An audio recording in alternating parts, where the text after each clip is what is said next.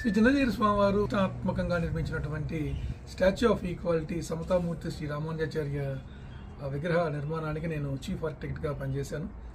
Chief temple ఆర్కిటెక్ట్గా నేను అక్కడ work చేసి దాని రూపకల్పనలో నేను ప్రధాన భూమిక వహించాను.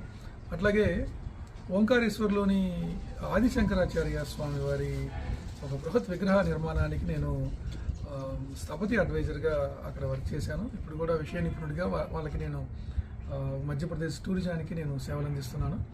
అట్లాగే తెలంగాణలో మరొక తిరుపతిగా భాసిల్లుతున్నటువంటి స్వర్ణగిరి శ్రీ వెంకటేశ్వర స్వామి ఆలయానికి నేను ప్రధాన స్థపతి. అట్లాగే అనేక దేవాలయాలని నేను ప్రపంచవ్యాప్తంగా నిర్మాణం చేస్తూ ఉన్నాను. అందులో భాగంగా నా కళా ప్రయాణంలో భాగంగా ఒక పెద్ద అయ్యప్ప స్వామి విగ్రహాన్ని కూడా నిర్మించే అవకాశం ఇక్కడ నాకు వచ్చింది. అది చాలా సంతోషంగా నేను భావిస్తున్నాను. ఇక కొత్తకోట గ్రామంలోని శ్రీ అయ్యప్ప స్వామి వారి భక్తులు ఒక మహాసంకల్పాన్ని సంకల్పించారు.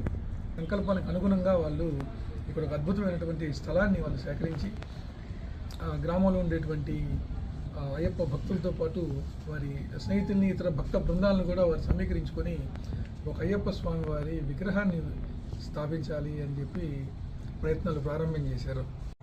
ఎన్నో విగ్రహాలు మనం చూస్తూ ఉంటాం బయట, కానీ అయ్యప్ప స్వామి విగ్రహాలు ఇట్లా ఇంత పెద్దగా ఇంత బృహత్తుగా నిర్మాణం చేయడం అనేది బహుశా లేదని నేను అనుకుంటాను. నాకున్న సమాచారం ప్రకారం ఇప్పుడు దాకా ఎక్కడ పెద్ద అయ్యప్ప విగ్రహం లేదని అనుకుంటాను. ఒకవేళ ఉన్న మన ప్రాంతంలో అయితే మాత్రం లేదు.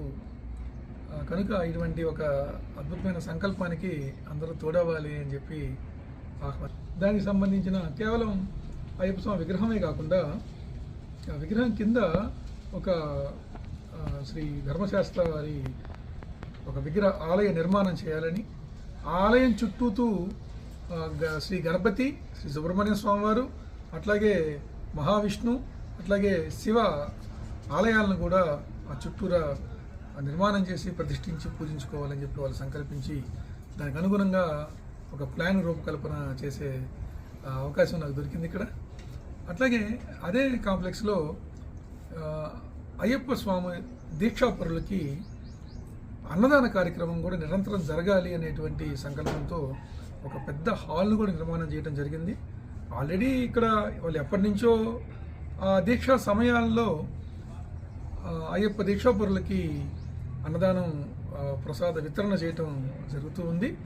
దానికి కొనసాగింపుగా అది చిరకాలం జరగాలి అనేటువంటి ఒక దృఢ సంకల్పంతో ఒక పెద్ద హాల్ను కూడా ఈ ఆలయ సముదాయంలో భాగంగా నిర్మాణం చేయటం జరగబోతోంది.